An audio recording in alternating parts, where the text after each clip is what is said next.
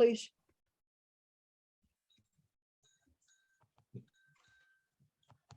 Okay, greetings, everybody. We're having a very interesting Our Revolution East Bay meeting today. It's going to be about the Democratic Convention that many of us just attended, which had some great stuff and some not so great stuff going on. And what we're going to do today, and we don't know exactly how many people will be speaking in each one. The first part of the meeting will be about caucuses. And right now we've got Igor is going to talk about the Environmental Caucus, Alfred about both the Asian American Pacific Islander Caucus and the Renters Caucus, Austin Tam about the Disabilities Caucus, Kalima Prayforce, the Black Caucus. Richard Lee's going to talk about the Young Dems, even though I don't think it's exactly a caucus. And then after that, there will be kind of an open mic where anybody who was down there would like to talk for a couple minutes, just sharing how it was for them. And then the following part will be the big enchilada of today, which is the Progressive Caucus, which had a lot of excitement around it and a lot of people voting. And a lot of people feel it was an attempted coup.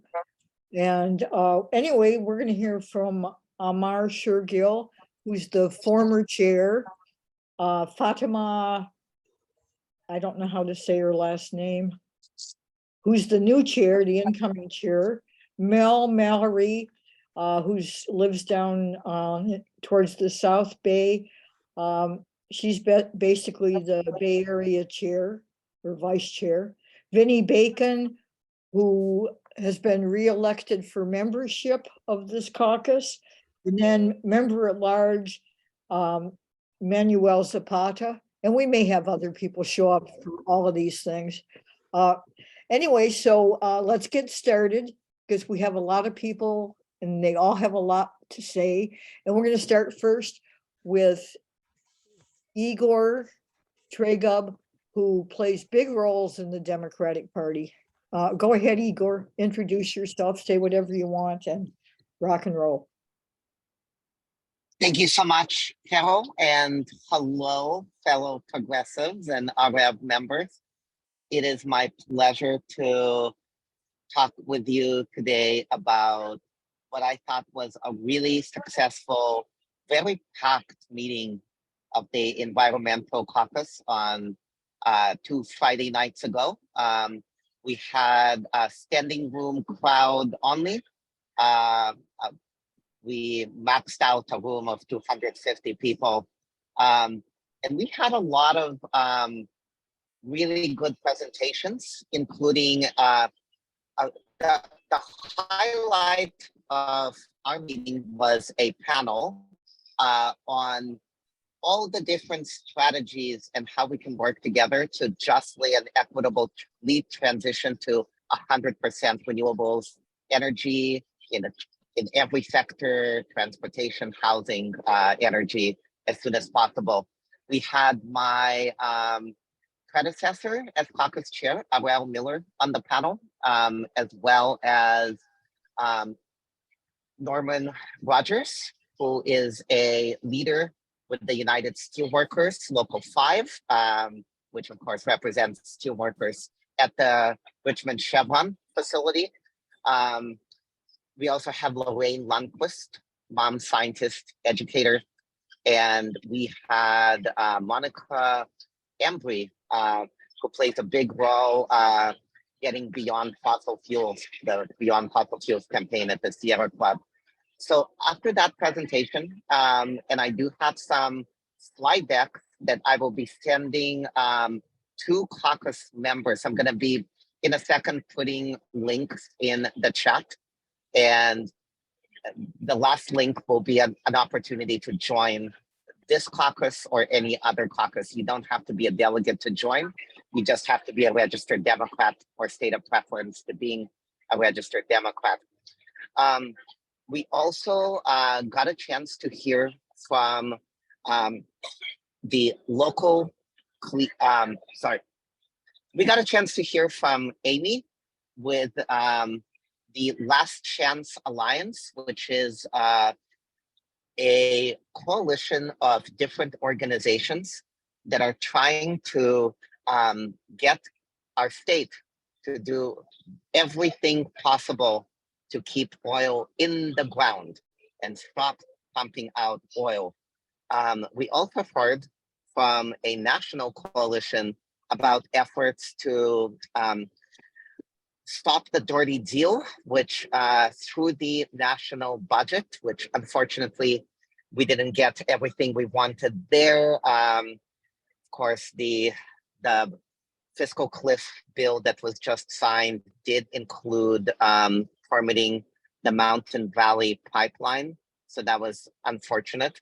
But we were able to at least keep Joe Manchin's dirty deal out of this budget deal. I'm putting some links in the chat. This first set of links is about opportunities to get Biden to declare an end to the fossil fuel era. So you'll see some silence. We just didn't change. We're gonna do Southwest right now because he's gotta go through. Sorry. So when folks are going on Excuse me, to, Igor, if, with everybody who is not a speaker right now, please mute. So Oh, over that's here the is our background speaker. noise on Igor. He's at the airport right now. Oh, okay.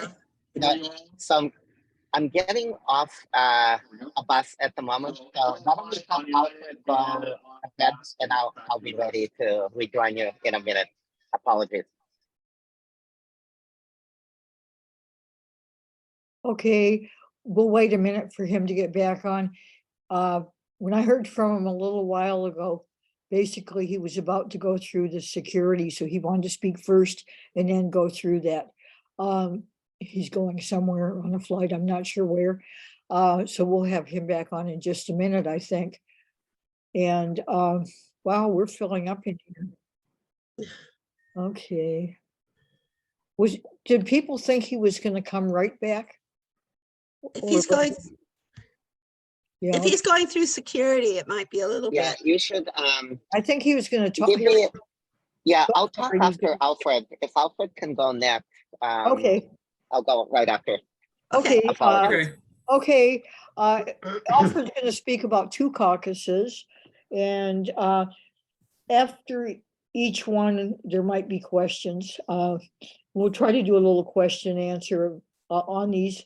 The Asian American Pacific Islander Caucus and the Renters Caucus. And I believe that you're an officer on both caucuses. Is that correct, Alfred? Yes, I'm the Yeah, okay. secretary on both of them. So I send okay. out the emails through the social media.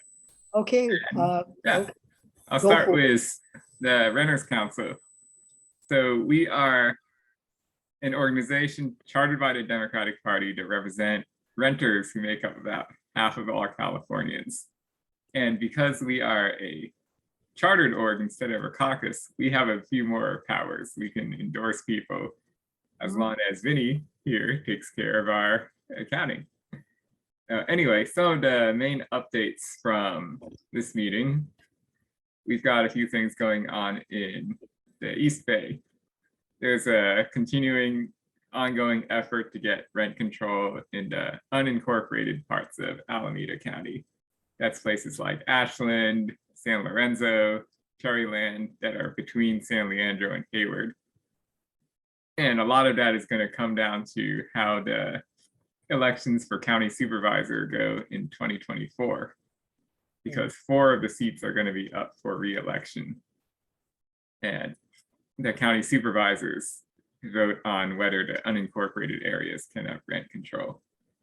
So that's going to be a March 2024 primary. And some of it might be decided in the primary because the way that county elections work is if somebody gets 50%, they win. And so those 4 county supervisor races are definitely things we will want to pay attention to, because that's how we're going to be able to protect tenants in unincorporated Alameda County. In Contra Costa County, we heard from a candidate for state senate, Jackie Elward, Let me show you her lit. Jackie was endorsed by the Renters Council a few years ago when she ran for city council. And now we're excited that she's running for state senate. Igor introduced us to her. And I'll put a link to her campaign in the chat as well.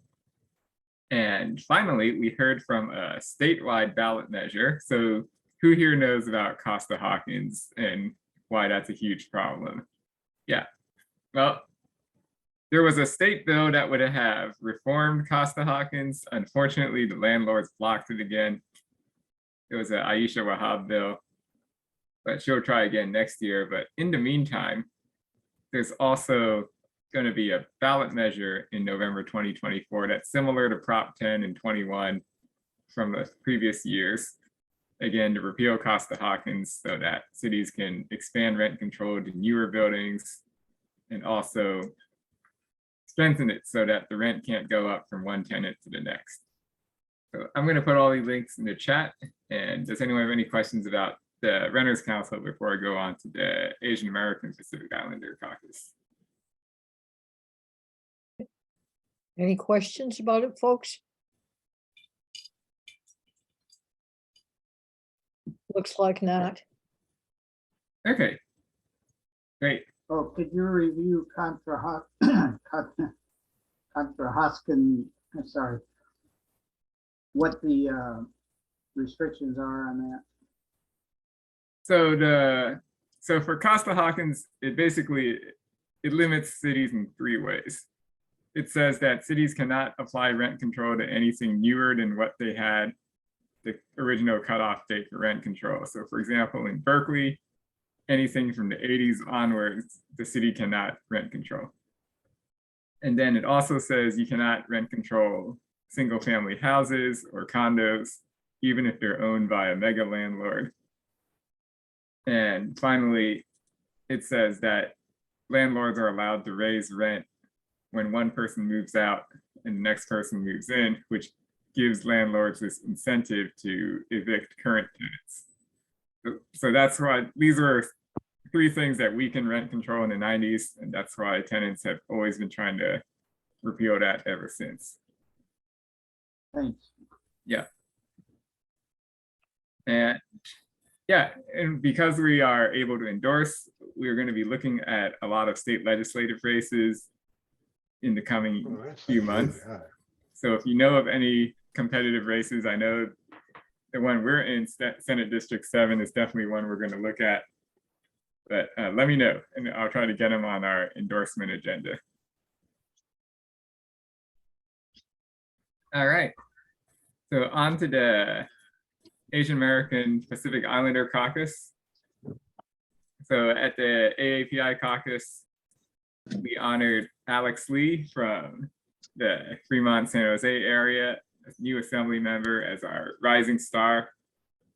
Love the work he's been doing to both represent Asian American communities, but also to really advance progressive politics. He's definitely been one of the most progressive state legislators we have. He's recently carried a bill to try to get rid of corporate money in politics. And otherwise, the AAPI caucus, the AAPI community is growing very quickly in California, so we are trying to grow the caucus to meet that. So if you know of any candidates, people that are thinking of running, just let me know. I'll try to get them to meet the caucus so they have more chance to get the support. And I'll put that info in the chat as well. And finally, I have one non-caucus related issue, which is the campaign to save mass transit. This is coming down to the last week to make sure that the governor and our legislators put enough money in the state budget so that we don't lose things like weekend BART service. So there's a letter tool in the link that I just put in there. Thank you. Okay, thank you so much, Alfred. We're going to go back to Igor. All right, can you hear me? Yes. Great. Okay. So Alfred did a great job, and including mentioning the campaign for mass transit, which we have also been promoting on the environmental caucus list. I will just go back and pick up where I left off. So I provided a few links about some things going on right now, both nationally to get Biden to declare an end to fossil fuels, and more locally statewide.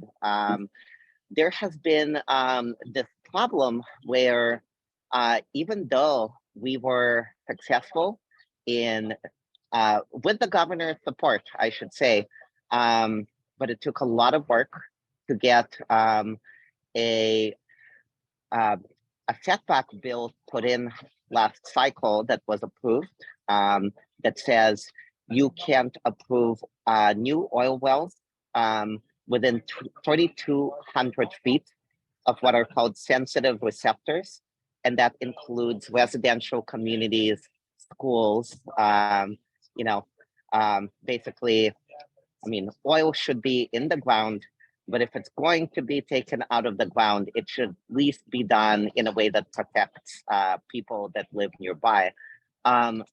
Unfortunately, the corporate fossil fuel monopoly was able to spend ridiculous amounts of money to put a referendum on that bill, and that's going to be on the November 2024 ballot. Since then, however, or in the meantime, the department, it's called CalGEM, the California Geological Environmental Management, which is supposed to regulate where and how oil wells are approved, has been approving a record number of new wells that are within 3,200 feet of these sensitive receptors. And that's a huge problem. So there is in fact something that happened in wells near Arvin, which is in the southern part of the Central Valley. And there is a tweet right now that you all are being asked to retweet or send, and I'm going to put the exact text of that tweet in the chat right now, along with the link to the article that talks about this issue. We also heard from Kaylee from the Solar Rights Alliance, and there are a few issues that I will be probably coming back to talk to you about. But in a nutshell, thanks to your support, we were able to at least make a decision. We were able to stop a tax on solar proposed by PG&E and the other utilities, but the investor-owned utility monopoly just continues to do dastardly things. And right now, they're going specifically after solar for tenants in multifamily housing and co-ops, anything that's multifamily, as well as schools and farms. And there is a sign-on opportunity, which I invite all of you to sign on. It says it's a sign-on for elected officials. You can be a Democratic Party delegate or other leader, or just a leader in general, to sign on to this. I just put it in the chat. There's also an organizational sign-on that now has 120 plus signatures, including a Revolution East Bay, I understand is about to come on as a signature. We're going to be delivering all of this to the Public Utilities Commission and Governor in mid-June. And so we're trying to get as many signatures as possible beforehand. We also heard from a number of elected officials. We had, and I'm probably going to forget someone, but we had Assembly Member Phil Ting, who is the head of the Assembly Budget Committee. I made sure to let him know how important transit is to our communities, since he is right now in a very important role to try to negotiate as part of the budget deal, an opportunity to save transit. We heard from folks, stalwarts like Senator Ben Allen, Senator Mike McGuire. There were Assemblymember Laura Friedman down south, who is running for Congress and has been a climate champion, particularly in the energy and transportation sector. And we also heard from all three candidates for U.S. Senate. We heard from Congresswoman Barbara Lee, who, you know, as a party chair, I can't formally issue an endorsement, but let's just say you all know how I feel about Congresswoman Lee, and she does speak for me. But we also heard from Katie Porter, and we heard from Adam Schiff. And there's an interesting story behind that one too. In order to speak to our caucus as a candidate, you have to sign a no fossil fuel pledge. That is a pledge that you will not accept. You're pledging not to accept money from big oil and gas, or oil and gas executives, anything over $200. And Congressman Schiff's people, when we were scheduling him being at our caucus meeting, said the congressman doesn't sign pledges. And so I said, okay, well, you know, we'll see if there's any leeway for him to still speak to us, but it's going to be a little hard because in California, well, hundreds of elected officials and former candidates, everyone up to Governor Newsom has signed this pledge. And on the federal level, everyone up to Vice President Kamala Harris and President Joe Biden has also signed the pledge. So 2 days later, he came to speak to our caucus and signed a pledge publicly. And that, I believe that's the first time that he has. So the Environmental Caucus is here for you. As I mentioned earlier, you don't have to be a California Democratic Party delegate to join this or any other caucus. You just have to be a registered Democrat, or if for whatever reason you are not a registered voter, just state a preference to, if you could, to vote Democratic. I'm putting this final link that I'm going to put in the chat is a link to how to join the Environmental Caucus or any other caucus in the state Democratic Party.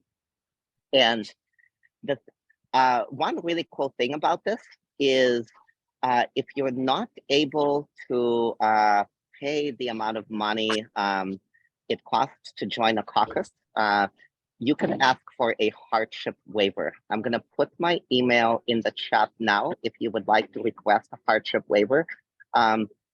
We are, as caucuses, obligated to, and we would do this anyway, but we're actually required by the state parties not to ask, like, it's not a discretionary decision to grant a waiver. Anyone who requests a dues waiver will be automatically granted one. So with that, I hope to more of you who join the caucus. We have, I believe we are the third largest caucus in the state Democratic Party. And it's a wonderful message to send every time that there's an endorsement, that we demand more. We demand leadership on climate from the folks that we endorse, from our elected officials. So please be part of this movement. All clean power to the people. Okay, Igor, thank you very much. Have a nice flight and we'll hear from you very soon. Okay, moving along. Kalimar Preforce, welcome. He's going to talk about what went on at the Black Caucus this time. Welcome. Hey everyone, this is Kalimar Preforce, council member, city at Emeryville. Thank you, Carol. So I'm just going to just speak off the cuff in terms of my experience with the Black Caucus. But first, I'm going to start off with my experience with the Progressive Caucus, and that originally when I saw the schedule that the Black Latino caucus and the Progressive Caucus were happening at the same time, it definitely didn't seem right. At first, I thought, well, maybe they're just stacking ethnicities like we've seen in the past, because I'm Afro-Latin, and so which caucus should I choose? But it may have been another reason, and I remember very early in the caucus, many of us, that included DA Price and a lot of the AD 18 slate winners, we wanted to vote, but there was a speaker lineup and the process looked like it would have taken a while, and we knew that we wanted to get into the Black and Latin caucus to start trouble, good trouble, and so unfortunately Vinny was he had we were bombarding him with ballots, and he couldn't take our ballots, and so I went straight to Amar, and I saw something that I don't usually see since becoming getting into politics, and that was leadership. And that was the way that Amar, he heard me in terms of, hey, we need to get into the Black and Latin caucus, and then he went up and he changed the schedule to accommodate many of us who had to go to these other caucuses. And so I thought that was just really amazing. So I just want to give a shout out to him. So like I said, it's something I've rarely seen. It's something I see of course in my world and in tech, but to see that in politics was great. And so we got to the caucus, and we got to the Black caucus, and I think it's what his name, Corey Jackson, I believe. I think he's a state assembly member or whatever. But he was sharing, and when we got in, and of course we came in and like in droves, and there were more coming in. He then created this new rule that they were going to end the voting in about 5 minutes, and Sean Duger, he went up to share, hey, this is not right.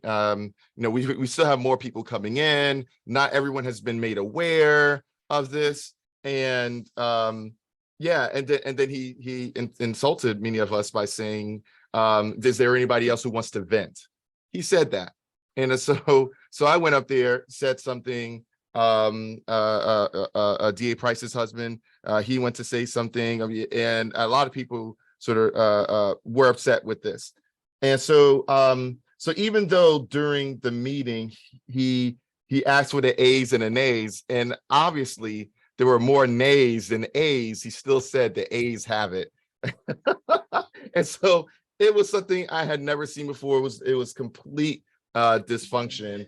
So I was just in shock, because like I said, I've never seen anything like this before. And of course, DA Price was sort of lightening my mood, and everyone around me was lightening my mood, and they say that this kind of dysfunction happens. And I think that this is something that we had talked about. And I know that sometimes white liberals feel very uncomfortable talking about Black issues and Black, and I think Adam Schiff was in the room at one point. He did speak. Katie Porter was there while it happened. But speaking from someone who is a Black elected official, this was dysfunctional, and this should not happen. And the only time something like this happens, and apparently there's like a history of this, is that it is supported in some way. And so this is like how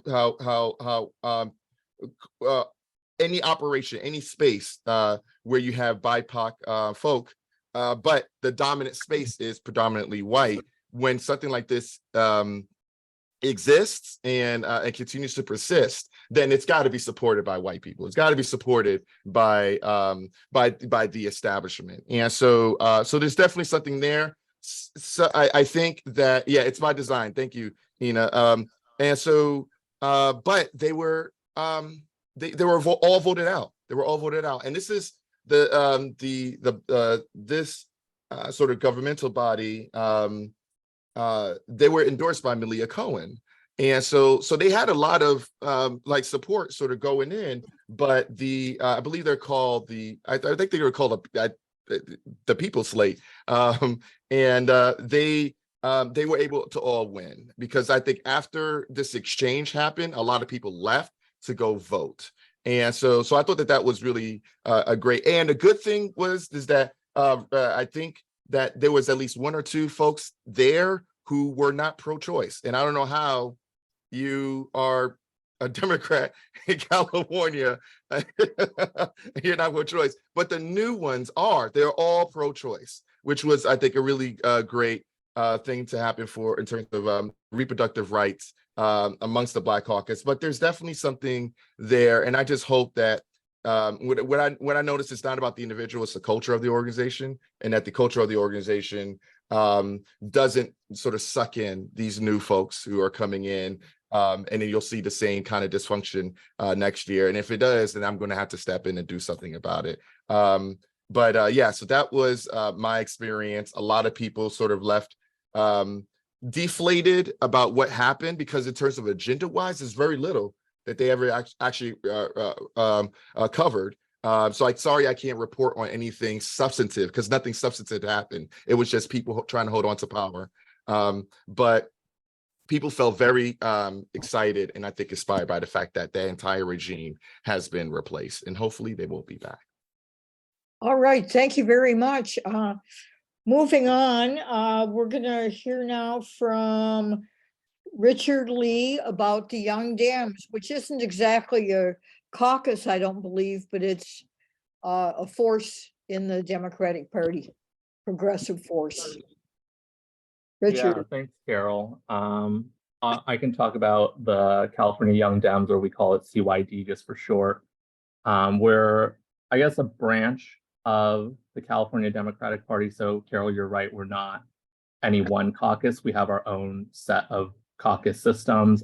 We have a lot of the same caucuses that the California Democratic Party have. We have, an environmental caucus, a progressive caucus, a labor caucus, women's caucus, all of that. I'm sure a lot of the folks on today's call would probably be much more qualified than I am to talk about the California Young Dems and stuff that we did at convention. Just some quick things. I mean, generally most of it was focused, as a lot of it was also focused on the California Democratic Party side, on the election of officers to caucuses and stuff like that.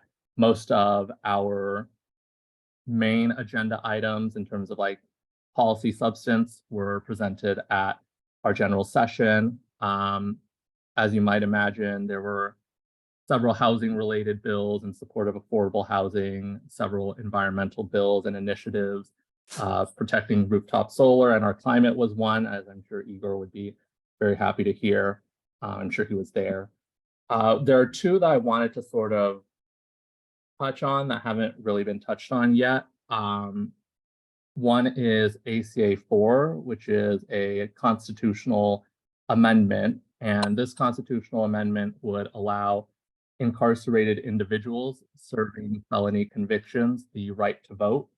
Vermont, Maine, Washington, D.C., and Puerto Rico, I believe those are the 4 states and entities right now that do actually have. I'm sorry, Sheila, did you want to say something? Oh, I didn't have myself muted. I am so sorry. No worries, no worries. I was muted. No worries, thanks, Sheila. Vermont, Maine, Washington, D.C., and Puerto Rico right now do have laws that essentially say, being in prison does not disqualify your right to vote. We want California to join them, obviously, and that would allow over 120,000 currently incarcerated individuals across the state to exercise their democratic right to vote, which is a good thing. The other one I want to touch on was ACA 6, another constitutional amendment. This one is part of a series of efforts that the California Young Dems and a lot of outside organizations have been trying to work on to protect faculty members of the University of California system. This constitutional amendment in particular just extends basic state labor laws to cover UC faculty. So things like equal pay standards, minimum wage and prevailing wage standards, overtime pay, sick leave, paid leave, very basic things like that.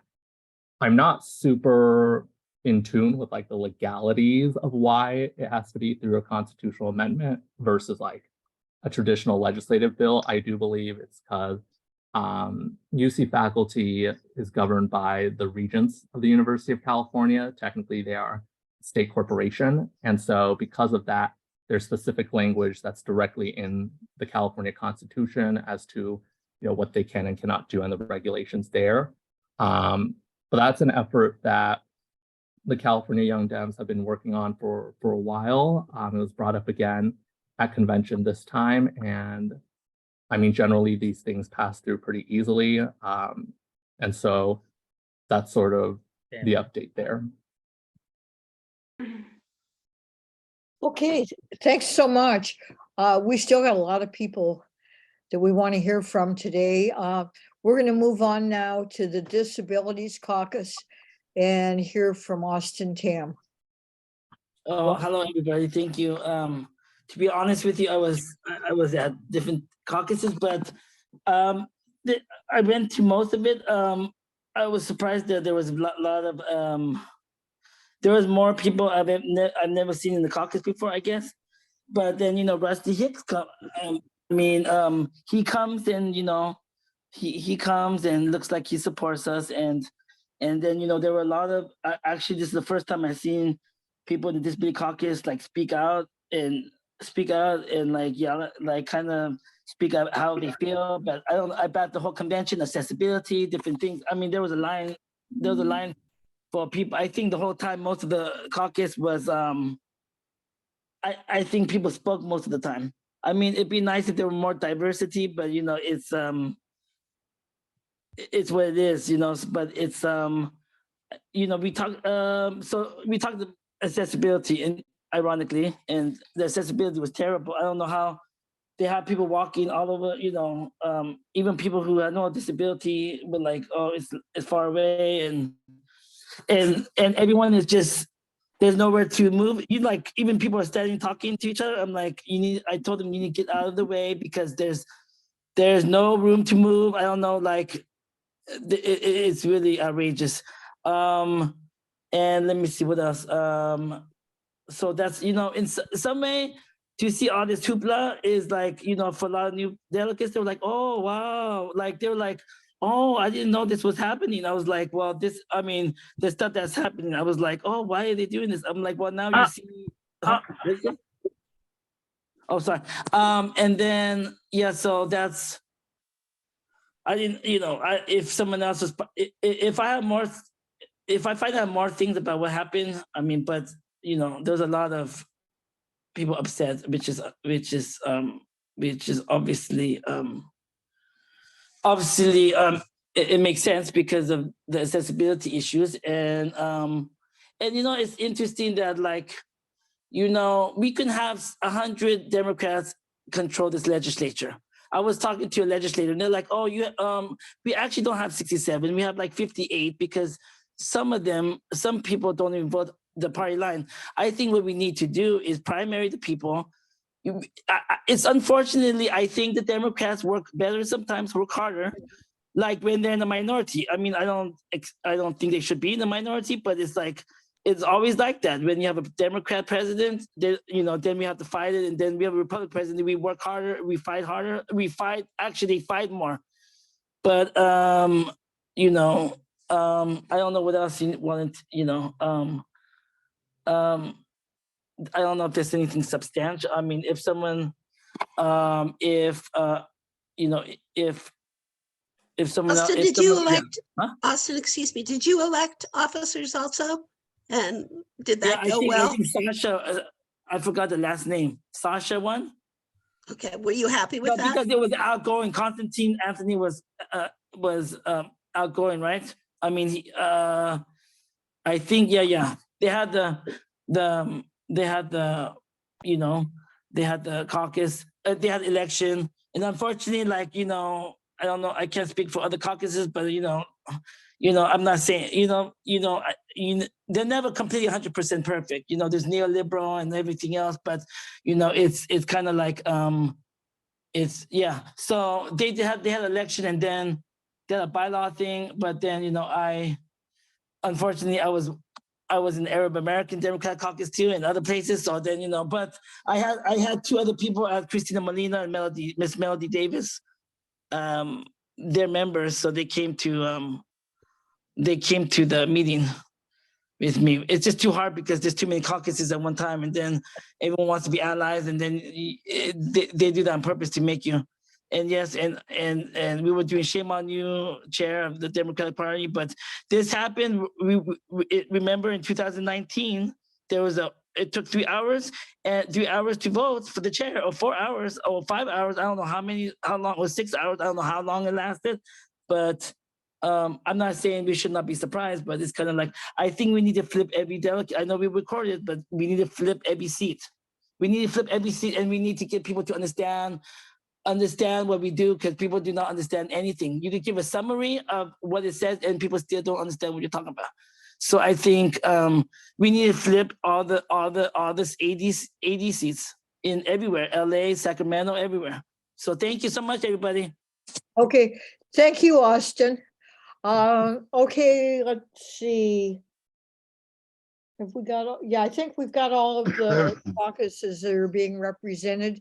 So we're going to move on to letting individual delegates speak for 2 minutes each. So raise your hand if you want to speak, and go for it. And Carol, can I just do my break of, Yeah. this is our revolution. And as Austin says, what we like to do is have good trouble. We like to hold our elected officials to the values that they proclaim, and also to the delegates. And we are stronger with your help. So if, I think Michael put in the chat the way that you can join our revolution. So we would love to have you as paying members. Our dues go from January to December, and they start at $5. So anywhere in between, we are delighted to have you as paying members. And now hopefully we'll get people who want to talk. Okay, yeah, we'd like to hear from any of the delegates or non-delegates that were at the convention, if they'd like to speak just about their personal experiences over the weekend. Susanna. Hey, I'll kick us off. Okay, so this was the first convention that we've gone to in person for a while. So I was meeting people that I've only met over Zoom over the last 3 years, which was pretty cool. I managed to wipe out my knee, so I was kind of hobbly. So I kind of pared my must-see events and things to go to down to the absolute important ones, which pretty much was Progressive Caucus and voting. But we also went to the Bernie Kratz dinner, and I don't know, this has become a tradition since a lot of us got involved with this party, and a local group threw a dinner together. I know some people didn't find out about it. It kind of got put together a little bit late in the process, but it was an alternative to the $150, yeah, we don't really want to see Nancy Pelosi fancy dinner. So it was held, because none of us were paying that. It was held in this really funky old hotel, which is now houses a nonprofit, and they had it catered, but it was amazing. The lineup of speakers that showed up at this event was better than the actual CDP convention. I mean, of course, Ash was there. Alex Lee was there. Aisha was there. Garcon, the DA, was there. I didn't see him at any other main event at the CDP. I mean, it was a action-packed group of progressive elected officials. They had comedians to kind of break it up. The food was good. The price was affordable. And thanks to Adi and Roxanne, who got there and got a big table right in front, we packed our table with a whole bunch of us from Alameda and Contra Costa County. So that was one of my highlights. I'm thrilled to death that the Progressive Caucus won.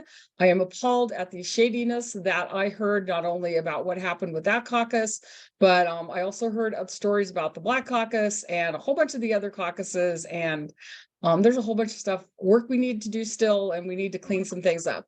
But overall, positive experience. The convention in November is going to be a lot more intense because we'll actually be voting to endorse, and there's definitely some things that should and should not happen there. So that's my 2 cents, and Carol, move on to the next person. Okay, thanks, Susanna. I just want to mention the convention is going to be in Sacramento the weekends before Thanksgiving. And even if you're not a delegate, join some of these caucuses and come and be part of what we're doing to try to change things. Okay, we're going to hear now from Kate Harrison. Hi, Kate. Is she still there? Her hand is up. He's probably unmuted. Hey, can you unmute, Kate? Muted, sorry. Okay, we'll move on and come back to her. The next hand I see up is Gordon Miller. Unmute, Gordon. Okay. Okay, I'm muted now, if you wanted to. Okay, hold on, I finally Gordon. figured it out. Thank you. I'm in the car. I wanted to just mention that I am really delighted that Berkeley's been moved to Region 3. I feel like the strength of Contra Costa County up through Northern Alameda County is really good. Our former region didn't really reflect our politics as much. So I think it's going to be really great for our revolution that this has happened. I was also very disappointed in the way that the resolutions, which weren't that many this time, but the way they were handled, nothing was handed out in advance. There wasn't even a note sent to us on our phone saying these are now available electronically and you can go ahead and see what we're talking about. About an hour into it, they handed out some paper, but we'd already voted on half of everything. So I thought the whole way the party handled that was really poor, and I'm concerned about that. Also, the Friday night, which is never the best piece of the whole thing, was really unorganized. And as Austin mentioned, there was like no room to move at all. It was impossible to talk to anybody. I think they just picked a poor place because when we were in Long Beach, it was much better. So I think something about this setup just didn't work well. But generally, I didn't feel like the party did a good job at organizing this, although I was delighted to see everyone. So anyway, that's what I wanted to say. Thank you. Okay, great. Thank you, Kate. Okay, Gordon. Yes, it was the Bernie Kratz dinner was fantastic. I'm terribly upset that I missed a chance to see Nancy Pelosi. And I think what went on with the Progressive Caucus is the Democratic Party of California is trying to shrink the tent. And they don't want progressive opinions in there. You know, if you're like Joe Manchin or somebody like that, hey, fine, come on in. You're going to bring money, but they don't like progressives. They're going to cut off the flow of good money, and the Democratic Party is now content to be the final check on progress in the entire system. If the Republicans can't hold up, and then you've got the Democratic Party leadership that will serve your interests if you're on Wall Street. And we are certainly content, or the party is certainly content to perform that function. I'd also like to call attention to AB 83, which is an attempt to get foreign money out of California politics. It went to the Appropriations Committee, and they put it to suspense file, and a huge call-in campaign got it dislodged. Then it went to the floor, and I'm not sure what the parliamentary trick is called now, but it's back in limbo again. And it's going to take another big public campaign to get this thing loose. The Democratic establishment has an obvious choice.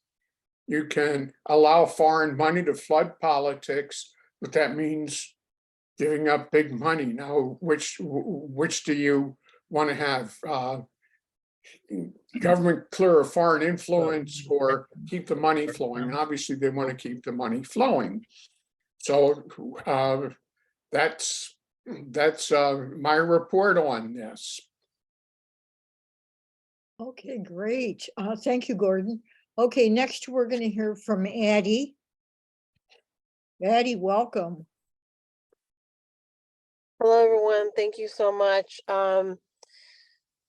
I just wanted to really briefly say that I agree with everyone reporting out. One thing that I want to encourage folks is I know many of the Dems from, can you guys hear me? Yes. We hear you. Okay. A lot of the Dems that run on a slate under ADEM, and it's really hard to recruit people to run for delegates through the Democratic Party. And I'd like to see more people also run under the Democratic Party, taking space there, so we could take more progressives as delegates to the conventions.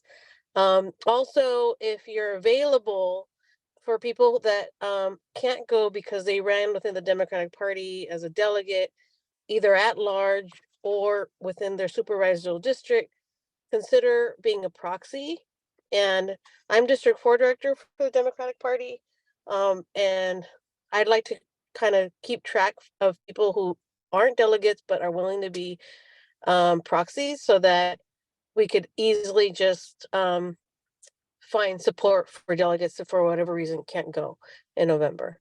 So I just wanted to give that feedback. And I really enjoyed learning that you don't have to be a delegate to go. You can go as an observer, volunteer, and just to participate in the caucus. And that was also a great experience for me. So let me know how I could support as a district director within the Democratic Party. I don't mind bringing all the, supporting progressives in other areas if you don't feel connected to your own district director within the party. But it's handy for me to have a list of progressives within our own space that are willing to go as proxies, so that we're ready to kind of move on that quickly. Thanks, everybody. Okay, thank you, Addie. I just want to add on to what Addie said about that.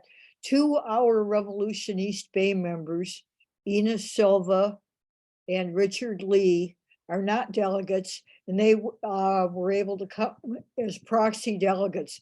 So it's not like it doesn't happen. There are people that something comes up and they can't go, or whatever reason they're not going to be there, and they're looking for people that can step in and be a proxy for them. So yeah, anybody that's interested, contact me or Addie or both of us and let us know that you would like to be a proxy should the occasion come up. Okay, moving along. This is somebody I met just as I was leaving the convention. And I know he's from Contra Costa, and I don't know anything about him, but welcome, Lucas. Hi, everyone. Good evening. Let me start my timer so I can keep track. So yeah, thank you, Susanna, for inviting me to this event tonight. Yeah, it was my first time being as a delegate and first time attending the convention.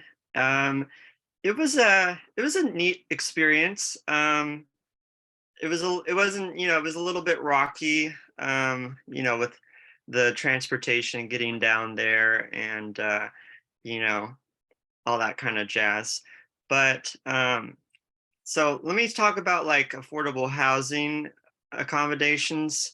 I'm kind of like a private person. Like I'm not like a networker, like putting myself incredibly out there. So I'm more of like, if I can room by myself, I'll find a way to do that. Even if that means that, I take extreme measures.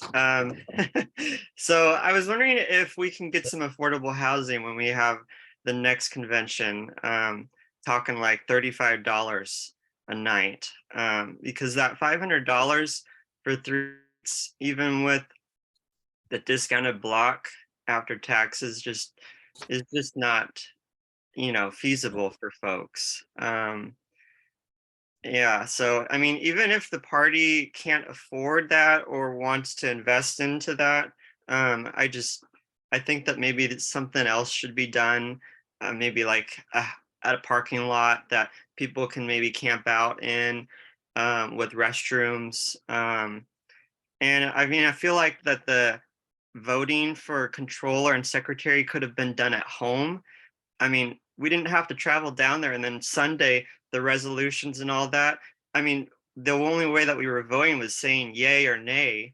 I didn't say anything because I didn't know what I was voting on.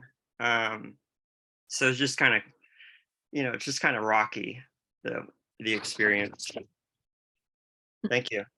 Okay, yeah, thanks for sharing with us. I like the idea of $35 a night also. Okay, is there anybody else that would, Eddie, did you want to say something else? No, I was just agreeing with Lucas. Oh, okay. Okay, Carolyn Bowden, welcome. Hi, everybody. I'm going to stay off camera because I'm driving and I don't want to make you seasick.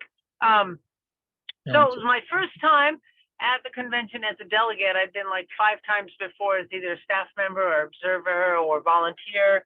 And I have to agree with what Lucas was saying and what I've heard others say.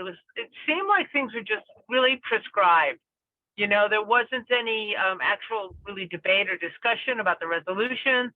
And I too was like, wait, we've already voted and now you're giving me this packet of paper that I'm going to sit here and read in the 2 minutes you're going to ask me to vote on something.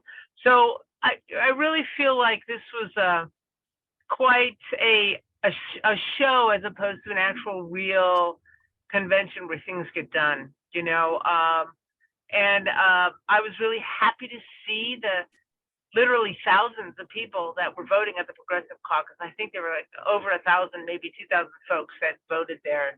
And I think that was awesome. Really put the oily candidates, push them back. So I'm really grateful for that. And I can't wait to hear from Amar and Fatima about how the Progressive Caucus is going to go forward. I went to the LGBTQ caucus, and we really only had time for a bit of speechifying by some of the candidates, and everybody is all LGBTQ supportive, so that was great. All the congressional candidates.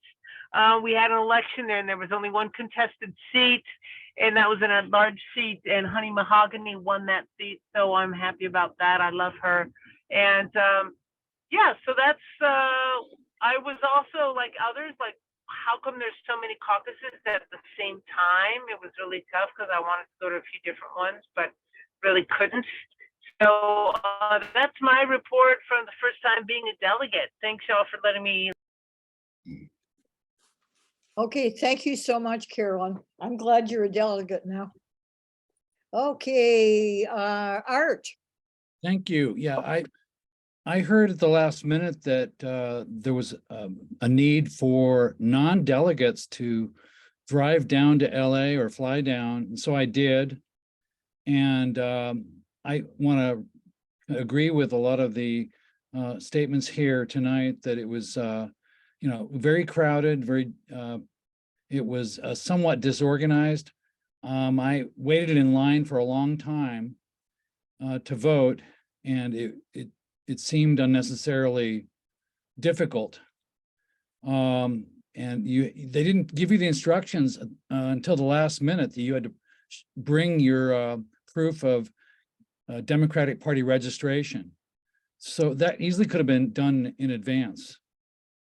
Also, when I finally got into the room and voted, there were a couple of delegates talking about their experience in getting a resolution turned around to modified to be the opposite of what they wanted it. And it had to do with Medicare for all, I believe. I don't know if anybody else heard that. It was in the Progressive Caucus room where all the speaking was going on, where the ballot boxes were. Betty Toto from Los Angeles was speaking at the mic, and somebody else in the Bay Area whose name escapes me right now, but it was, and this has happened to Betty before, I think. When I remember a few years ago when the California Democratic Party convention was in San Francisco, she had the same sort of experience where she had a very hard time getting a resolution the way she wanted it to be presented to the delegates, and it got undermined by someone who apparently, and this time has makes it her duty to she specializes in reversing these kinds of things. So they're watered down kinds of resolutions, they lose their impact. But I was happy to go after I got back and I heard the truly progressive caucus, slate had won, the troublemakers. I was very happy. And like somebody said, there's about 1,000 votes. There was a ton of people voting. So overall, I think it was worth going down. That's my report. Okay, thank you very much. I think we have time for about one more. We're getting behind. Kalima, do you have your hand up? Yes. Okay, go for it. So I mean, I've been to an African safari and I love elephants, almost got stomped on one. But I don't like being in a closed room with elephants. And so the elephant in the room for me was Yimby, and that they had a huge presence at the convention. I saw how many people were in that room. And and I even saw when Scott Wiener stepped out. And so I think that we shouldn't be afraid to, even if it means like collaborating, creating some sort of coalition to be able to have rooms like those and programming that for progressives like us, and to be able to fight. I would have just like to have a room just for Medicare for all, right? Like just to get people into a room like that. And I think when I see something like that, and I see there's probably a lot of money involved in terms of them being able to secure a space, but I believe that was just sort of issue oriented. And I think many of you know that I'm very anti-real estate lobbying. So I think that having something like that would be important in terms of sharing our progressive message and getting progressives together. And we rocked the dance floor. We definitely did. And of course, I think Amar is going to say a lot about what went down with the Progressive Caucus. But I think something maybe a little bit more sort of issue oriented. If we can create a presence, or whatever I could do to support creating a presence, I think would be great. Thanks. Okay, thanks so much. Okay, we are taking one more person. Vinny, I see your hand. Well, I'll talk And about. then we'll get into the actual Progressive Caucus. I won't. I'll let Amar and Fatima talk about that. But I just wanted to say, first of all, I totally agree with what Kalima just said. And one of my highlights of the convention was meeting Kalima and found out that Emeryville had such a cool council member. So, and we will be working together on real estate money. I'll be in touch. But I just wanted to say, I'm actually the chair of the Southern Alameda County Progressive Democrats. And as you may know, Kelsey Presnell, who we all know and love, she was the chair of Fund Progressives, which was the OR chapter in Southern Alameda County. Unfortunately, just due to bandwidth and things, we decided to abandon Fund Progressives and roll that into the Southern Alameda County Progressive Dems. So I just want to say that, I consider you sister org, that we're the ones inside the party, you're in OR, but we definitely should work together. And hint, hint, if there may be some candidates running down in Fremont or Hayward that, you would be the OR chapter or OR local group that would endorse them. But anyway, definitely look forward to working with you guys in the future as the East Bay Progressive Democrats or OR people. So thank you. Okay, yeah, I like that idea. Working together, we win. Okay, now I think we're ready to move on to talk about the Progressive Caucus and what the hell happened there and how we're going to prevent this in the future and get real members, et cetera, et cetera. And the people we have here right now are Amir Shergill, Fatima Oh, I know I'm saying this wrong. Mel Mallory, Vinnie Bacon. Okay, so why don't we start with the outgoing chair, Amar. Welcome. Hey, everybody, thumbs up if you can hear me okay. First, thank you. First, thank you, my appreciation to everybody that showed up to vote. I think Art said he made a special trip down there. And I want to thank Colleen had some kind words about us trying to do things as best we could to get people to vote. And apologies a little bit, to everybody that had to stand in line. And it was a long line, but we were forced basically to create an in-person program and voting system with just a few days notice, and there were definitely some bumps there, but also we know that our people stand in line, so it was inspiring to see our folks all stand in line and get in there to vote. So really our appreciation for all of that. For folks that might not know what happened, I'll give you a quick update. Is that for a couple of years now, certainly this term of the Progressive Caucus, we have been very direct in holding the party accountable, using the party email list to tell the party about folks when they're going, off of Democratic Party values, and we led the fight to hold a special executive board meeting to talk about fossil fuel money and police money, and we forced the party to move on those issues quite a bit. So things that they were just going to fail on. But the result of all that stuff, and there's a long list of other stuff that we've been doing. The result of all of that was that the party took an opportunity to engage in what they thought would be a way to take over the Progressive Caucus. So a slate of Rusty loving or Rusty adjacent or Rusty friendly, not even members of the caucus, like new additions to the caucus, put together a slate to take on folks that were returning and some new folks as part of the Troublemaker Caucus. And one of them is an oil executive, literally a comms executive, apologizing and obscuring the truth about what the fossil fuel industry does to ensure additional suffering for humanity and put at risk the future of the planet. So what they did was they just really without any basis in bylaws. I mean, there was a challenge and there was some excuse, but really what they did was cancel remote voting, so everybody had to show up in person. And we were the only caucus that they targeted. There were a number of other caucuses that did remote voting.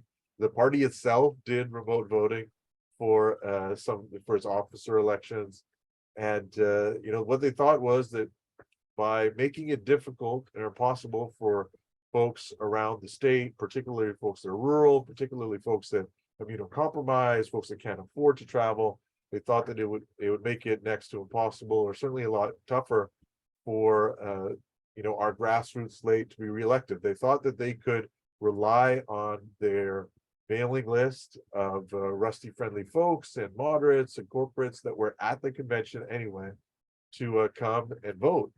And they found out they were completely wrong, because you can say a lot of things about progressives, but one thing we know how to do is organize. And the Progressive Caucus, in particular, a lot of our members that were up for election and re-election, we've done a lot to stand up for other groups. So when the call went out, we had a lot of folks that said, hey, we want to be there, one, because we know you're the right people to run the Progressive Caucus. We don't want those other people to run it. But three, there needs to be a space in the California Democratic Party where we can have these conversations and be honest and direct and sometimes brutal about what the California Democratic Party is, the corruption that it's involved. And look, the results spoke for themselves at the time of voting. We had a huge turnout, far larger than we expected. And there's some great stories in there, and I'll tell you a couple of them.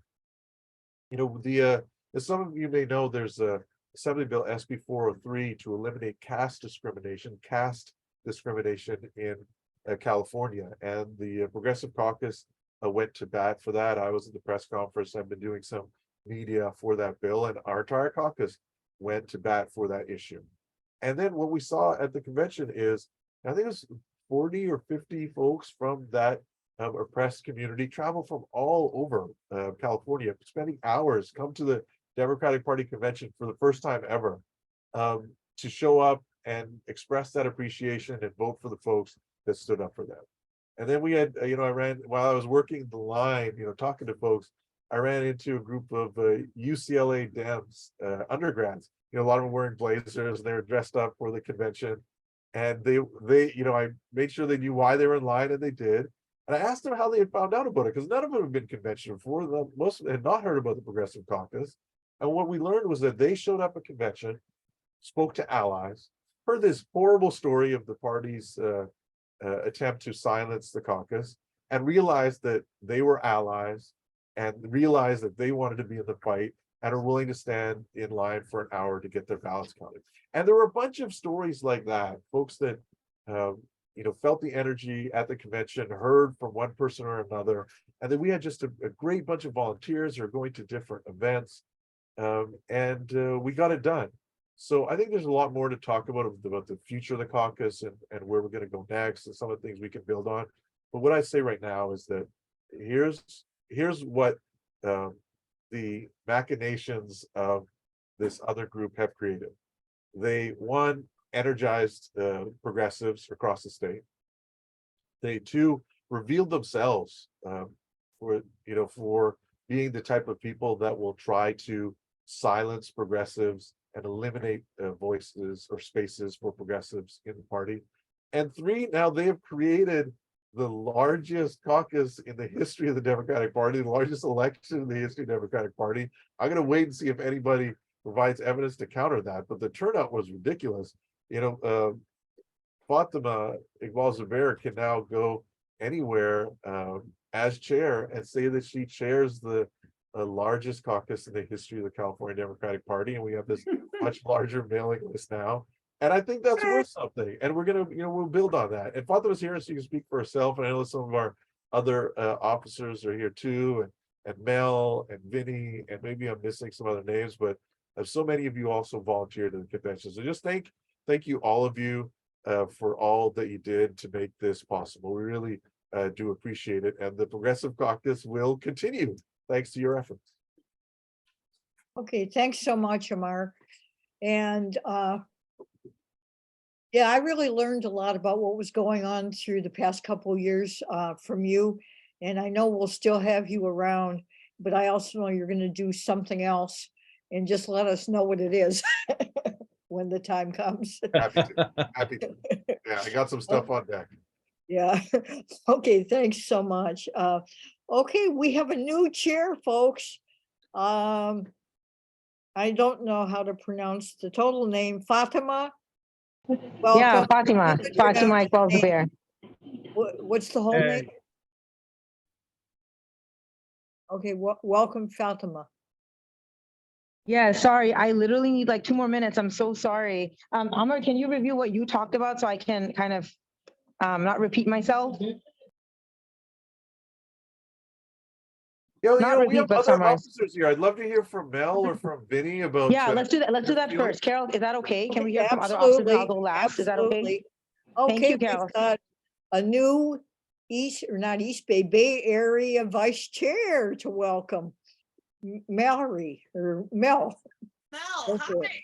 Thank you so much. Hello, everybody. I've met a lot of you, but not all of you. I probably saw you at the Progressive Caucus meeting.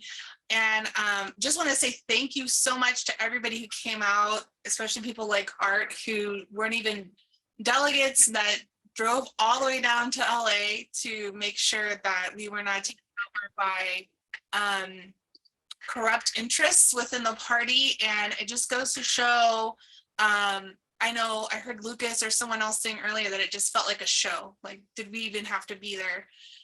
Basically, yes, Lucas, that's what it is. It's absolutely a show. It's very scripted. It's very much like Democrats are better than everyone else. aren't we so amazing? But the Progressive Caucus comes in and we go, excuse me, what is all this oil money doing over here? What about all this developer money?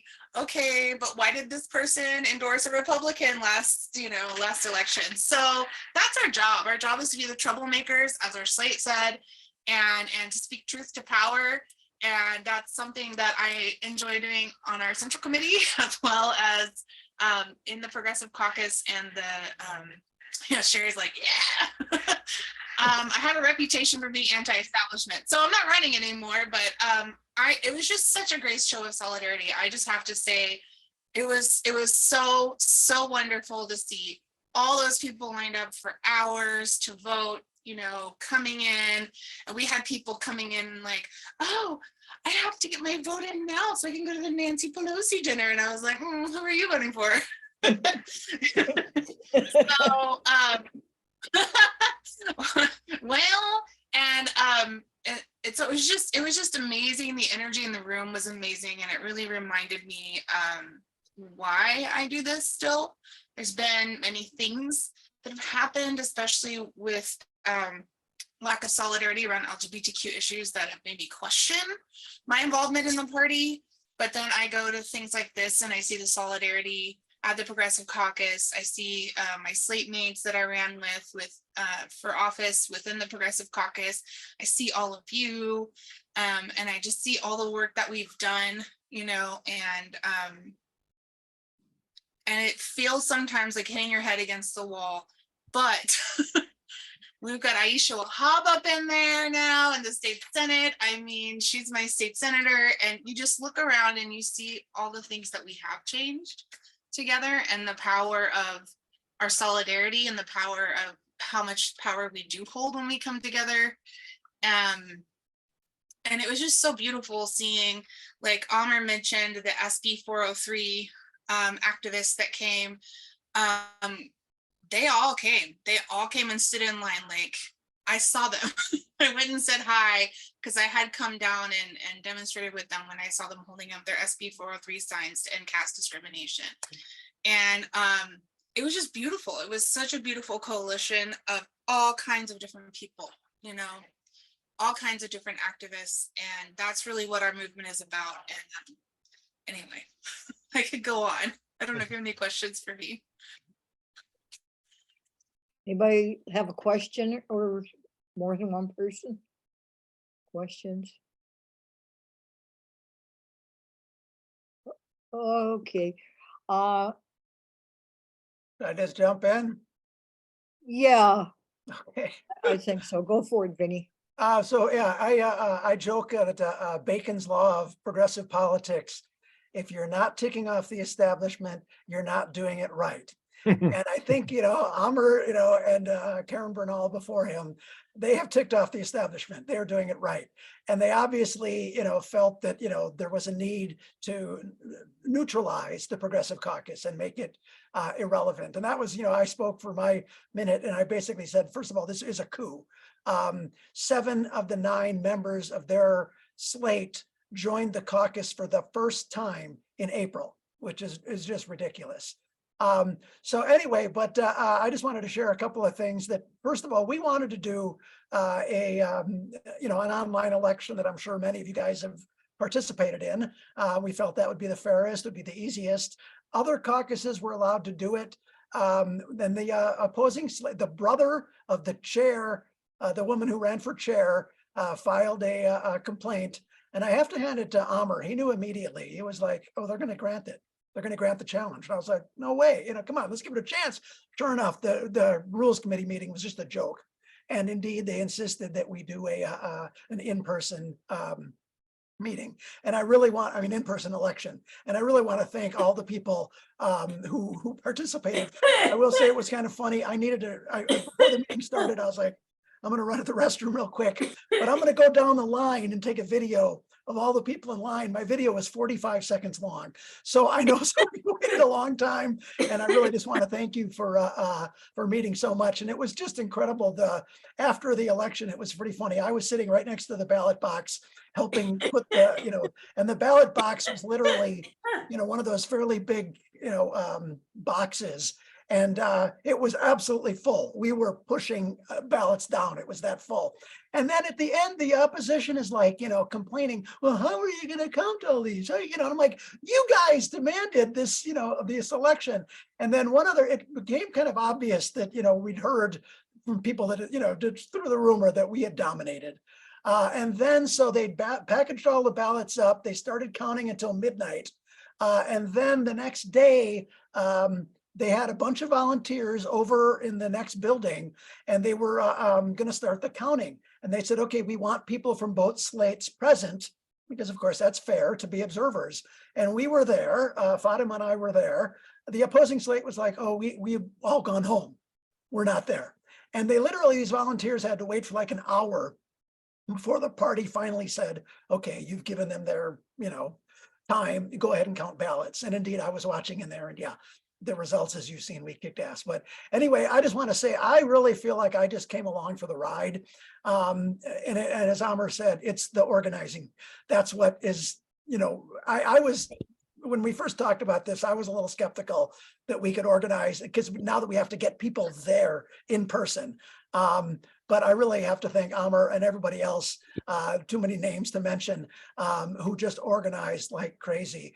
And we got out whatever that was, something like, 600 to 150 was your typical vote. But anyway, I'm just so proud to be associated with this caucus. That's why I ran for membership chair. And looks like I'll be there for the next couple of years, and we'll be very, very happy with that. So thank you so much. Okay, I have a question. Sure. How are we going to prevent this from happening in the future? Is there any possibility that everybody who joins the Progressive Caucus makes a pledge not to support certain things like fossil fuels, or I don't know? I'm going to let They're Amr going to take keep that it up. But I believe that is part of our pledge. But I think that, my opinion, how do you prevent, someone from running against you? You kick their ass the first time. There's even a question of whether they would actually challenge this election. And I'm kind of like, you want to challenge it and try again after losing by a 4-to-1 ratio? Okay. Anyway, I'll let Amr or anyone else answer that as well. I know Susanna has a question. Yeah, hey, Vinny. So I know with the ADEM's election, there was a paper trail floating around that maybe connected some of that stuff to a certain individual, or to a certain office. Was there anything with this, what I've been calling the shady slate, with regards to who actually was ultimately behind coordinating that? I mean, I think we all know that, but did anything pop up? Because they're not very good at covering their tracks. Yeah, the only thing I would say is that it looked like Shannon Ross was leading the slate, organizing it, and then they were endorsed by the entire Los Angeles County Democratic Party Executive Board. So that pretty much tells the story. Yeah, that's kind of what I was thinking. So thanks. Okay, Fatima, are you still with us? Are you able to? Yeah, come- I'm here. I just got home. Thank you, everyone. Okay, well, Sorry. welcome. Yeah, hold on. Let me turn on my camera. 1 second. Just let my son in the door. Sorry, it was like the timing. It was like kind of like I No was in the middle of worries. some errands. I'm so sorry. I No didn't come worries. in. Come in here. I didn't. Sorry. Okay. All right. So yeah, let me go off on my camera on. Okay. Thanks, everyone. Yeah. So first of all, I'm so thankful because I know our revolution endorsed us, and so I'm like really, really grateful to all of you for that. A lot of my board members said, a lot of things that needed to be said. I mean, I was personally so inspired because I remember, and Amr talked about everyone talked about how they had that challenge. A lot of us, I mean, let's be real, right? A lot of us on the slate that time were scared. We were thinking like when he said, how can we do this? Because I don't know if this was mentioned already, but the other slate, which weren't really Progressive Caucus members, as people mentioned, they kind of joined at the last minute. I think Shannon might have been a member, right, for a year or something. Vinny, correct me if I'm wrong, as membership officer, but never came to one of our meetings, never attended, nothing. I think was just there kind of as a plan to let the establishment know what we were up to. But they were all very local to LA, not just that in my district. I want to talk a lot about that too, because I think that's something unique I could speak to. But, sort of like when they restricted it in person, at first I was like, okay, well, I didn't know what to think about it personally. You know, like we the way in the Progressive Caucus, we've always had voting was to just make it equitable. We never thought about what benefits us, what benefits them, right? It's like Democrats, what annoys me is the California Democratic Party. Like I'll say it, you know, they talk about all these rights, LGBTQ rights, voting rights, and they criticize Republicans for it. But they need to look in the mirror, right? Because I mean, especially in this case, how they treated voting rights was a textbook example of what, you know, the thing kind of tactics that Trump would use. That's what it is. Even to the point of what they did when we were counting ballots. Before our elections officer even was tallying the ballots, they were going to challenge the election. Who does that sound like to you, right? And these are Democrats, right? These are not Republicans. And this is why it's so important. You know, when people talk about the Democratic Party being a big tent, it's like we shouldn't accept that all views in the Democratic Party are Democratic. Don't accept that, right? What we should say is that we need to make the party work for working class people. And it's not that we accept the views of those that are undemocratic, because then they really, frankly, shouldn't be in this party, right? And so that's the thing that was crazy. So when yeah, like I was very inspired, like you know, as a chair candidate, when I came, honestly, my heart was just so full. I was so grateful. I didn't expect that. I don't know if any of my state members expected that, but I did not. I did not expect a line like that. It was probably the most inspiring thing I've seen in my organizing, besides like, you know, Bernie Sanders campaign and, you know, and all of that. And it was very inspiring. And why it was inspiring is when I looked around me at that line, it was an intergenerational, intersectional, very diverse line of people from different ages, different communities, different groups, different Democratic clubs. I mean, some people probably that might, I think we frankly were brought over. I think some of those people may have been mod who were just so disgusted. I think we made people progressive that day. I hope so. I think we did, because but that was so inspiring, honestly, to me. And one thing I will share is that's kind of like maybe unique to something I can share is all those people knew me personally. If you don't know my history, I ran for office against, you know, the most heavily funded corporate Democrat. I'm a professionally trained as a teacher. Now I'm a lobbyist for California environmental voters. But, you know, the incumbent I ran against, Mike Gibson, I mean, he's known to run awful campaigns, but he has said xenophobic comments about me, which the party did nothing about, by the way, even if when we filed something. He has, what else? Like he's just run like, you know, borderline like really bad campaigns, like that are, you know, really just disrespectful to the opponents. But there were just like really bad tactics that were used. And I think because I exposed him on his record to a community that's really working class, I'm in South Central LA. He just is really petty. He's really upset that someone actually publicized who he is and what he stands for. And I think some of this was a bit of a personal vendetta. You know, I think a lot of these people know the establishment, but definitely my opponent is part of the establishment. And the people on his slate now they're now elected, like endorsed by him, but previously always appointed delegates. One of them was the chief of staff, Victor Barra. So it was very directly connected. Like 80% of the slate was from my district only.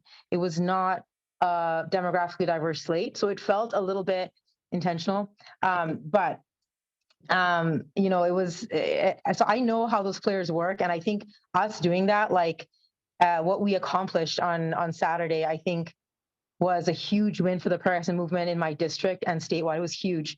And I want to frankly talk about like how we sort of carry that forward. So I don't know if Vinny or someone, you could place the waiver in the chat, because I want more of you to join. Thank you, Vinny. The vision I have is organizing, you guys organizing yourselves regionally.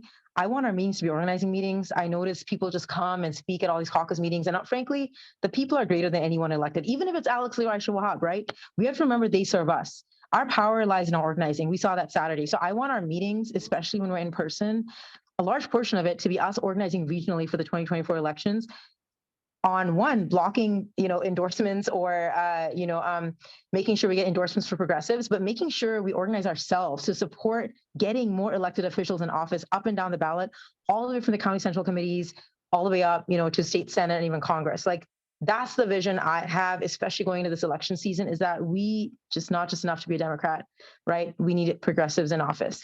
So with that, I'm happy to see if there's like any questions, but really happy to be here, really thankful for all of your activism. Okay, would anybody like to ask Fatima a question? Gordon.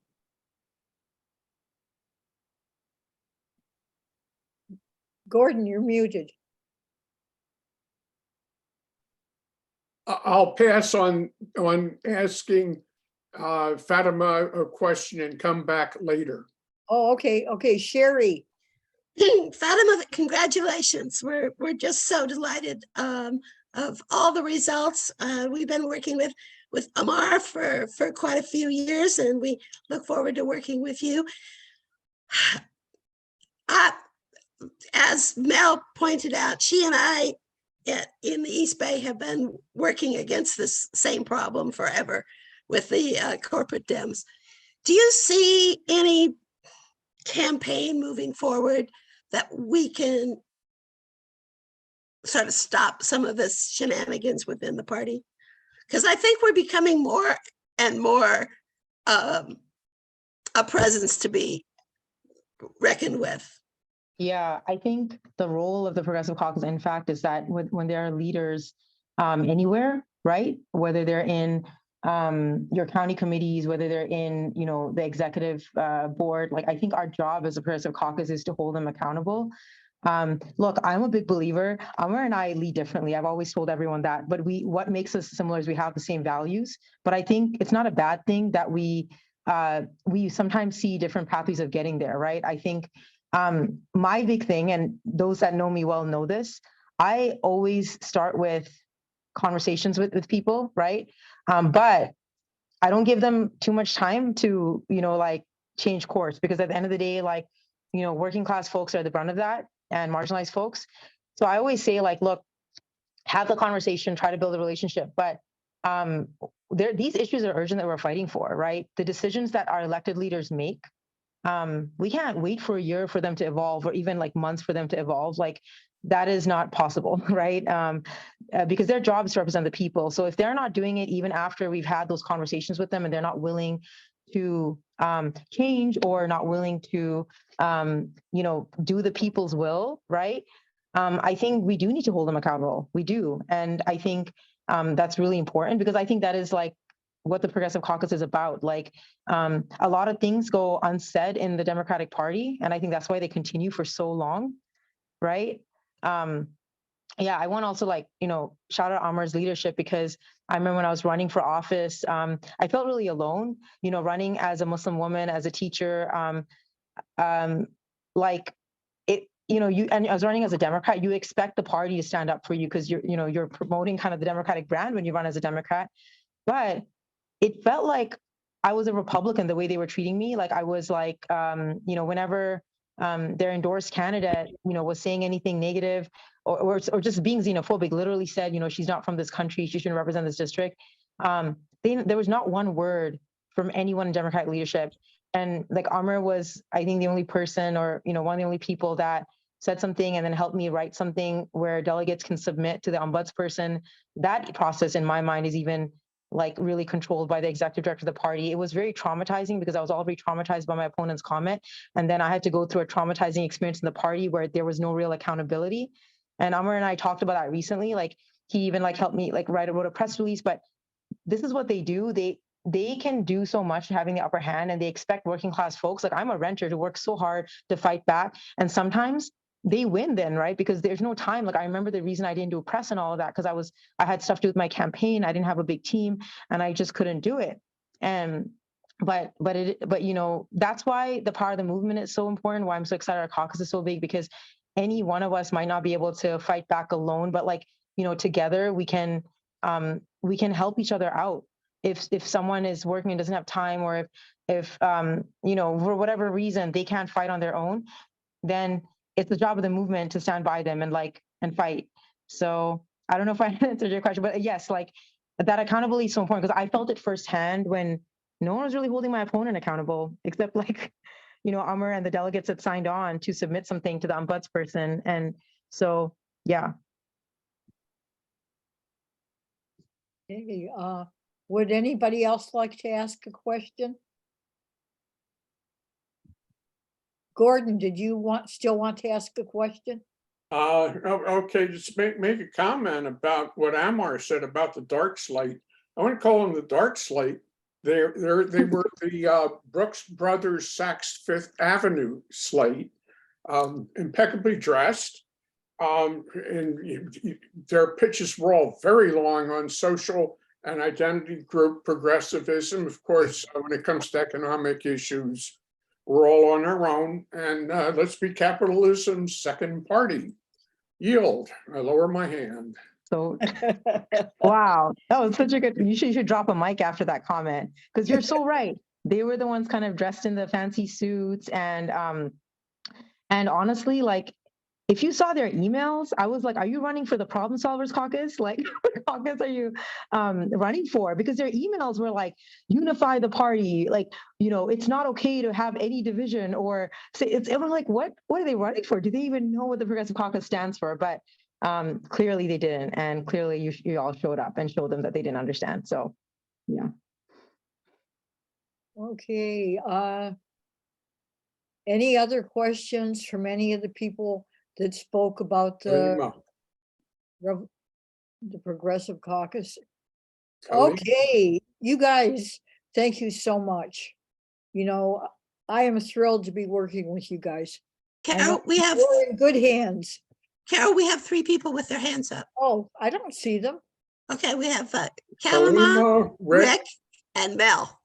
Okay, let's start with Rick, because we haven't heard from him yet. Hi, I've been with the Progressive Caucus since the very beginning. I was one of the founders of the caucus, and I was the first membership chair back in, I believe it was 1995. I have a question for the folks from the caucus leadership. On what basis did they insist that it be an in-person vote rather than every other caucus in the party, which is about 27, 28 other caucuses, which were allowed to vote online? I mean, I'll answer a little bit, but then Amr, if you want to chip in, you know, Amr has like a law background, so he might see like a little things I don't mention. But like, as you saw, there were Somebody other could caucuses. silence themselves, mute themselves, because we're hearing something from somewhere. Oh, okay. Okay, go ahead. Yeah, no, what I saw is there were other caucuses who were, you know, using remote voting, and they weren't the ones that were kind of called out to stop that process. And also, there were like, you know, so what basis is, I remember watching the hearing, and I wish I could answer a question. I wish I could rationalize the decision, but to my knowledge, and Amr, like, maybe correct me if I'm wrong here, like, I didn't see them really say anything in our bylaws where we were breaking our own rules, running the election the way we were with Election Buddy and giving voting accessibility the whole day.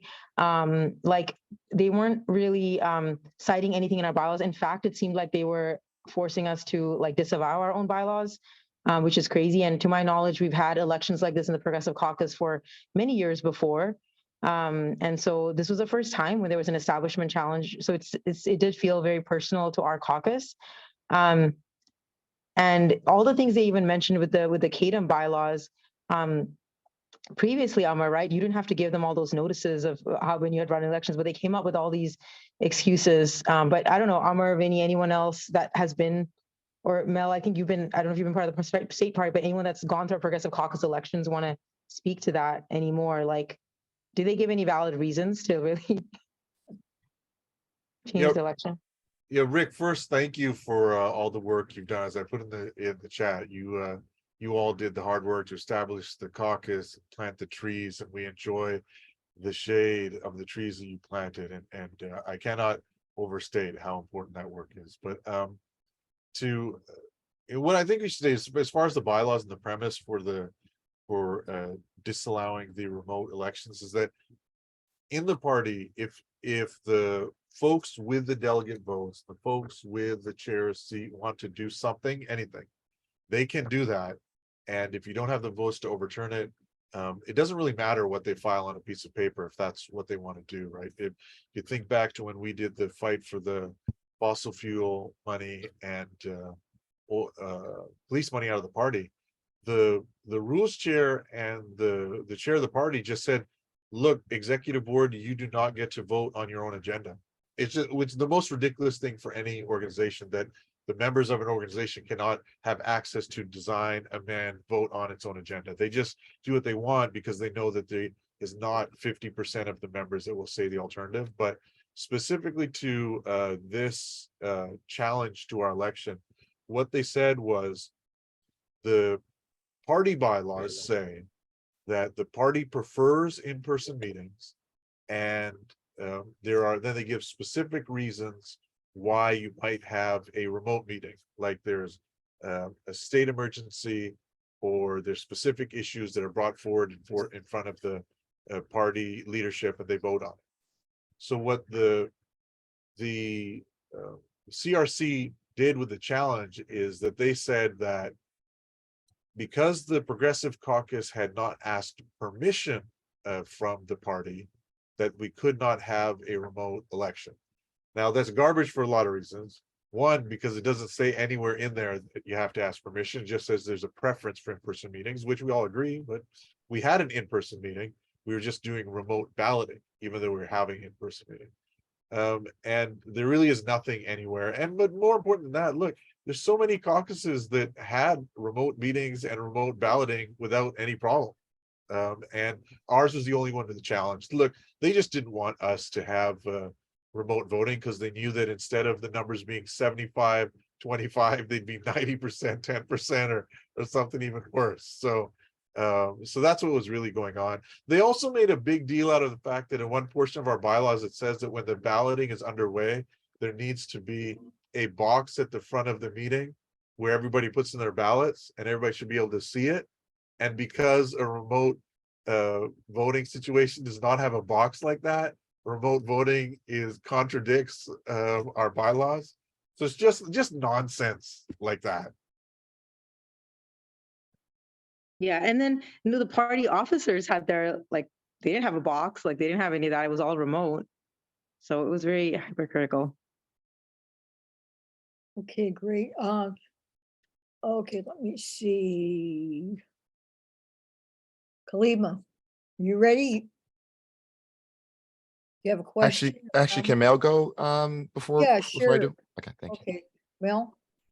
No problem. I just wanted to say, Sherry did mention, how do we keep the party from doing this? And I mean, really the thing is that we organize like we did for this election.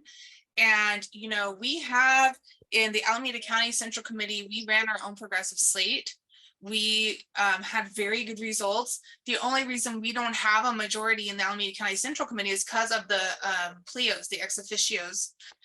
So it really is about organizing on all fronts. We got to make sure that our ex officios are progressives and that our central committees members are progressives and our ADEMs are progressives, because then when you get, state senators like Aisha Wahab, for example, one of my favorites, then she gets, guess what? She gets to have her own delegates that she selects herself. So when we look at that, I'm a big fan of that three-legged stool of the party where, a third of it is, ADEMs, a third of it is Central Committee delegates or DSCC, and then a third of it is, PLEOs, party leaders and elected officials. So when we have a majority of those, that's when we can really change the party. So that's what we have to focus on. We just got to keep going because, 2 years ago, Bill Quirk laughed at me over the phone when I told him I wouldn't endorse someone who took corporate money for state legislature. And now we have corporate free people in the state legislature. So we just keep at it. We just keep doing what we're doing, and we're going to eventually have the majority of the party. And we can't forget where we came from. So thank you to Rick for all of your work in the beginning, because, we just, every time we organize, every time we come together, we just build more power and more solidarity. So I'm looking forward to working on that in the Bay Area with all of you. All right. So. Okay, thank you so much. We will work with you. Okay. Kalima, you ready? Yes, ma'am. All Okay, right, go for it. and Gordon's back. Hey, Gordon, look, some of us revolutionaries, we wear ties because we're from Brooklyn, and I also had churches this morning. and I'm a choir boy. So, but yeah, so Fatima, yeah, thank you. It was really great meeting you at the convention. So I don't know what the history is, but I do want to like investigate if caucuses, I don't know if it's a Brown Act or something, if caucuses can actually work together. And so I don't know if there's like, it can be a conversation between you and like the Black Caucus, the new leaders in the Black Caucus, and, you know, and there be like some sort of collaboration. Because I think that that would like be a power shift if the Black Caucus can say, oh, so you're doing that to the Progressive Caucus? Well, then we're going to have to shut things down on our end until we see the fairness and the equality and the equity happening here. And so I don't know if there's been a history of that. But when they cannot, oh, they can't, oh, oh, wow, okay, so yeah, there we go. And then after this meeting, Elisa, Joanna, some of your favorites, you know, of the AD18 former slate, because we're no longer a slate, but we're creating a new organization to be like a voice for young BIPOC progressives here in the Bay Area that can push orgs like the Black Caucus. But my big question is that in the Progressive Caucus pledge, it's mentioned all of the lobbies that candidates shouldn't take donations from, and it's not like a demand or anything. That's not my style. But is there a possibility that it can be explored to add the real estate lobby to that pledge, as we're seeing politics unfold? And I think that I think a lot of people will be on board with big oil and be on board with big pharma and be on board with the gun lobby. But I think it's the real estate lobby that is so far flexing. It's probably the most powerful lobby in California now. And I saw the statement, the PR statement that the California Association of Realtors did after Aisha Wahhab's SB 466 went down, and you know, all this like stuff that they were spewing, and you know, and there are progressives who will probably say that they're progressives, and they were also in that room, that big room with EMB. And so yeah, so I was wondering if that's possible that y'all would explore that or discuss that. That's something I've talked to Amr about this. You know, I like, because I really respect past leadership like Rick and founders and all that. So I always ask like for advice and just like what I want to do. And one of the biggest things I want to do is root out corporate money from the entire party, all of it. So like developer, pharma, everything. And I think go further, and the party should not be endorsing people that take that money, right? And I know that's something that the rules committee would have to do, but 100%. Like I think it was very inspirational when I only became a delegate in, I think it was 2020, but from what I understand, like, we had been able to successfully go through some sort of process and still push, right? Because the party always needs pushing a lot, and call a special session and do all of that. But we have to push, that's a priority of like that's like what I really, really want to do, because I see that. And actually real estate money is actually the biggest acceptor of corporate money above any other money, including pharma and oil and police, right? You might know that too, Kaleem, I'm sure, because looking at that. So 100%. In fact, when we first did that, when I first came on, I asked Amr, I was like, Amr, why aren't we including developer money? That was a question I had. And what I understood is the party had some convoluted process where we could only focus on those two sources of money. And yeah, it didn't make sense to me either, but that seems to be the case because we're in a party that's not completely just, but we have to still find a way. That's why it's so important that we're here. Look, I used to be no party preference, but I think that if we don't have fighters inside the party, making sure the party doesn't, kind of like knock us down, knock working class people down, then they're just going to do what they want to do, right? They are the largest private party here in the state. And so I think that's why it's so important we're all here and we are still Democrats, even though like it's hard for me to say that because I know what the Democratic Party really stands for, and what they're not standing for, but what they should stand for. And yes, so to answer your question, 100% yes. Kaleem, if that's something you're working on with corporate money, and I'm interested in that BIPOC group as well. One of my hopes actually the Progressive Caucus is to get a lot more involvement, even more involvement of BIPOC communities in there. But yeah, so let's do it. I mean, I'll put my info in the chat if that's something interesting. It's something that I do want to do. We have to, there's a lot of other things we want to talk about, from foreign policy to the caste bill to single payer. But I think that could be one of our fights during my term, of like the longer term fight that we take on and hopefully be successful with whether all of it or just developer money. I don't know, but it's one of my primary goals. I just talked to Amr about it like this past week, in fact. So yeah. Okay, wow. Vinny, did you have your hand up? I do. Okay. Yeah, I just wanted to say, I could go on and on about this, but Delima, let's be in touch. Let's definitely work on this. But I just want to say, as someone with a city planning background, these are the people that are controlling how we design our cities. These are the people who are controlling how we solve a housing problem, the housing problem. If you want to know why our roads are so bad, how so many people are dependent on the auto, it's because we have put these people in charge of designing our cities, of building our built environment. We have to live in their crap.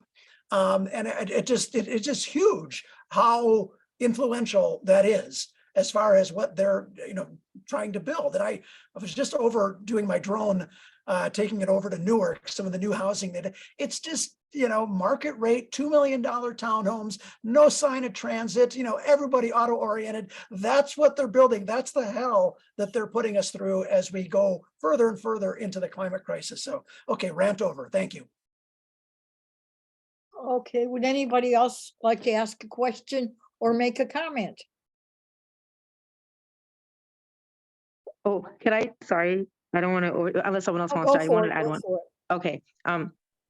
Kalima, I was just really inspired by the comment you put in the chat. I wanted you to know, I had to move, but for the longest time, over a decade, I lived in Carson.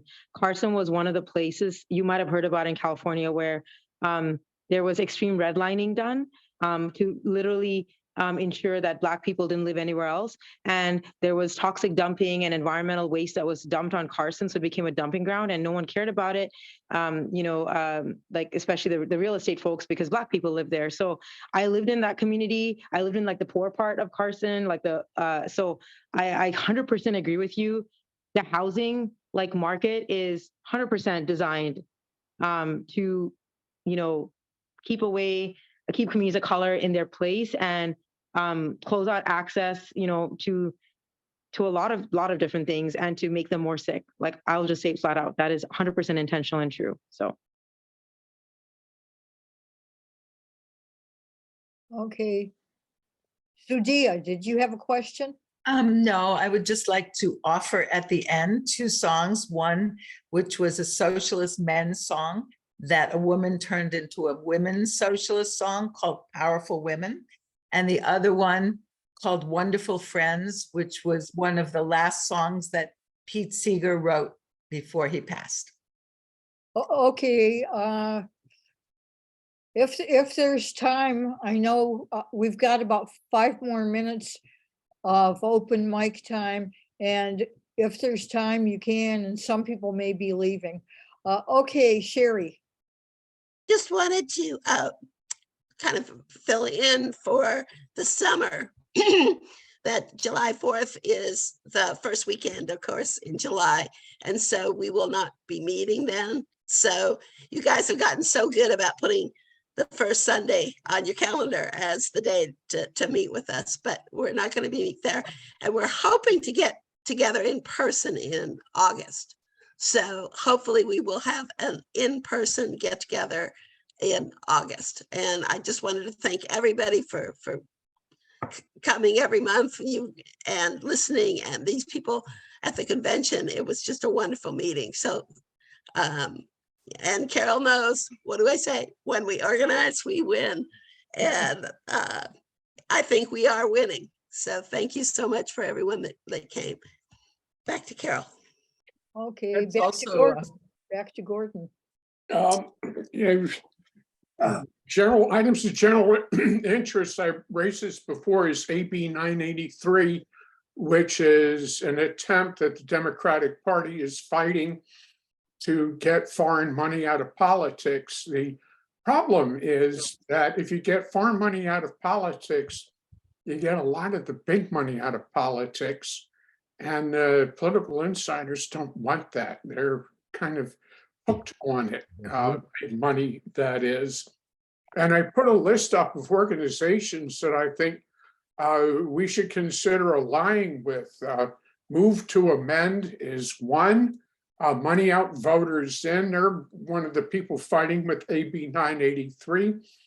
And the California Clean Money Campaign, which has gotten maybe people aren't noticing it, but they've gotten legislation through that requires, for example, when you see a TV ad for an issue, a black box appears, you can read the top 3 funders. And these are drilled down all the way. So if Charles Koch passed through 7 front groups to support a proposition, you'll see Charles Koch's name appear in the black box. These are people that are leading the fight, and please consider signing. We need to consider aligning ourselves with them. Thank you. Lower my hand. All right, thank you, Gordon. So I know there's some people here that we don't know, or I don't know, maybe they know everybody else. But what we like to do at the end of the meeting is let anybody make an announcement or just, introduce themselves or whatever for a maximum of 1 minute. Okay, the first person is Cordell. Welcome. Thank you. Can you hear me, Carol? Yes. Yeah, so I only have one announcement. So I would like to invite our Revolution East Bay to the Richmond Rotary Club weekly meeting on June 16th at 12:30 at the Country Club. And our speaker for that meeting, we will have Tiffany Harris to talk to us about the Girls Club. And it's $25 a lunch. So I'll put all the information, I'll put the information in the chat. So that's it. Okay, great. Thank you. Yeah, please put it in the chat so anybody interested can go. Okay, Fatima.